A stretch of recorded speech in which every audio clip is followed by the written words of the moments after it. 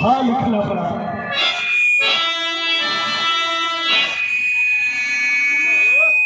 Operator महोदय कहेंगे जैसे आपका माइक मशीन बहुत बढ़िया बा, इससे बढ़िया तो घरे वाली बढ़िया। घरे वाली का हो भैया? डबल सेट रखे भैया। अच्छा डबल सेट हो मशीन का। अच्छा तो जब भैया ये बजाओ यहाँ चलिए वाले तो वाला सेट के बजाओ ना, ये खाली तो भैया बजाओ चला जाती। बहुत बढ़िया। गवैया का ऑपरेटर का बड़ा मधुर संबंध होता है। ऑपरेटर गवैया का साधु भाई होते हैं। लहोटा के ठोका नहीं लहोटा होगा से तो बड़ा बढ़िया संबंध होता है। हमारे एक बिगड़ी आवाज के आप लोग बना के और जनता तक पहुंचाने के काम करा, बहुत बढ़िया भैया बना के रखवा सही हो। लेकिन बिरहा में लिखल गई का अरे केसर कहे बूफाल चल पड़ाया था, बूफाल चल पड़ाया था हमें वतन में।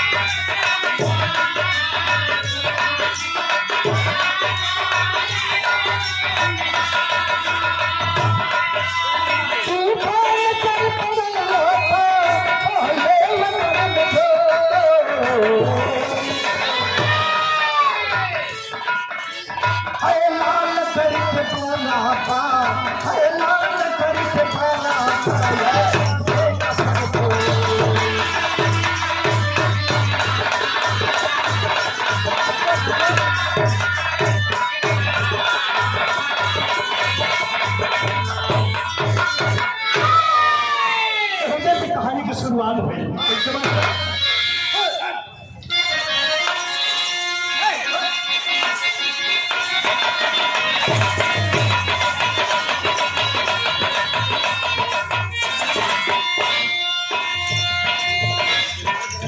चल बच्चा कौन बन सारे वतन पे छाया था, चल बच्चा कौन बन सारे वतन पे छाया था, बड़े अंग्रेज अपन जाल को छाया था।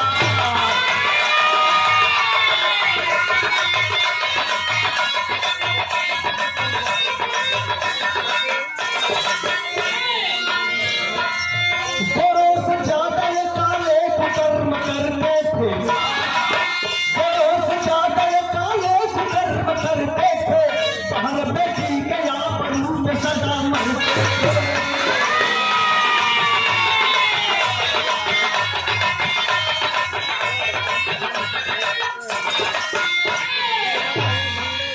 जुल्म से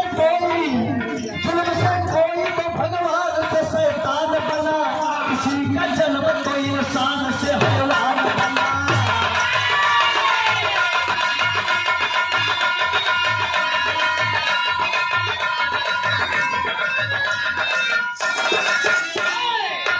व्यवस्था भेद किया भेद कर मिटा देंगे, व्यवस्था भेद किया भेद कर मिटा देंगे, कसम खाए थे अंग्रेजों को भी हटा देंगे।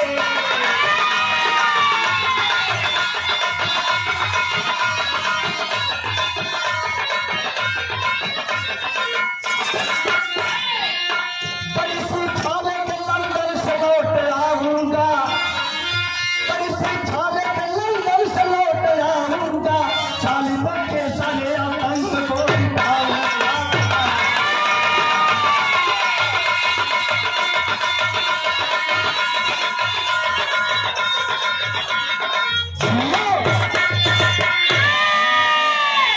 अरे बाबूजी, बहादुर समय की मिली, बाबा साहब डॉक्टर भीमराव अम्बेडकर जी का जन्म हो गया, धीरे धीरे उम्र बढ़ने लगी।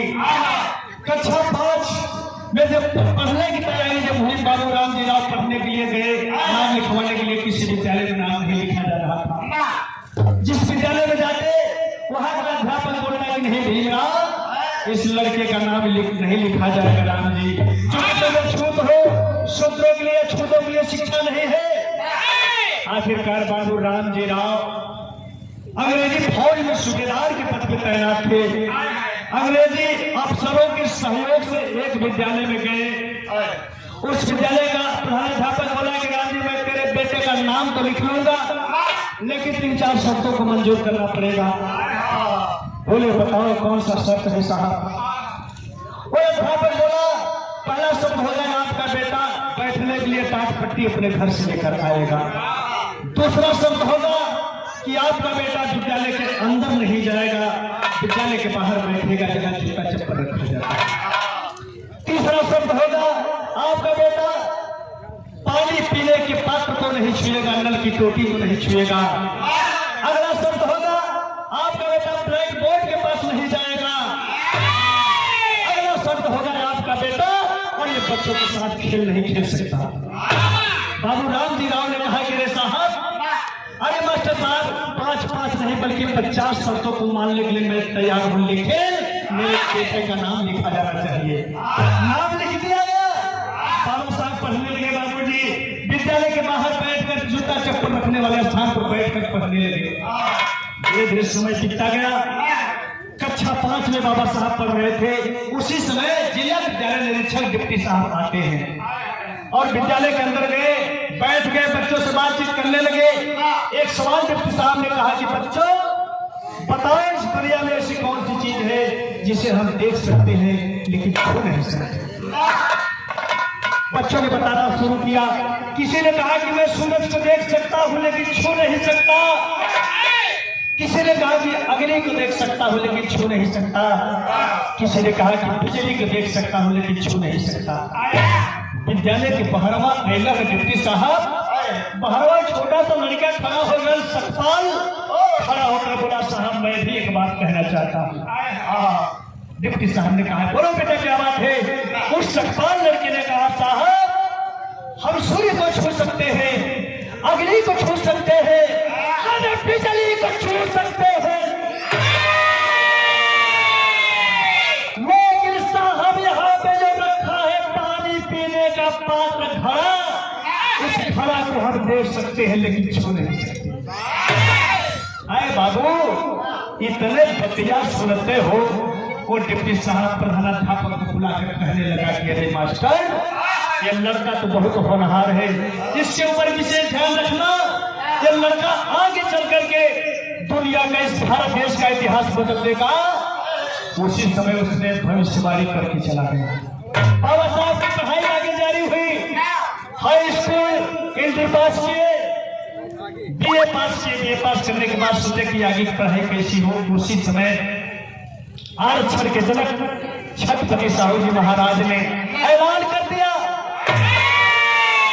पूरे राज्य में ऐलान कर दिया कि जो हमारे देश का और हर छात्र विदेश पढ़ने के लिए जाना चाहता है, उसके लिए जितना रुपया पैसा लगेगा मैं देने के लिए तैयार। 500 छात्रों की लाइन लग गई। राजा साहब बैठे हैं, मंत्री संतरी सभी लोग बैठे हैं। एक ही बच्चों से पूछा जा रहा है, बताओ तुम पढ़ लिख कर क्या बनना चाहते हो? लोग कहना शुरू कर दिए कि मैं पढ़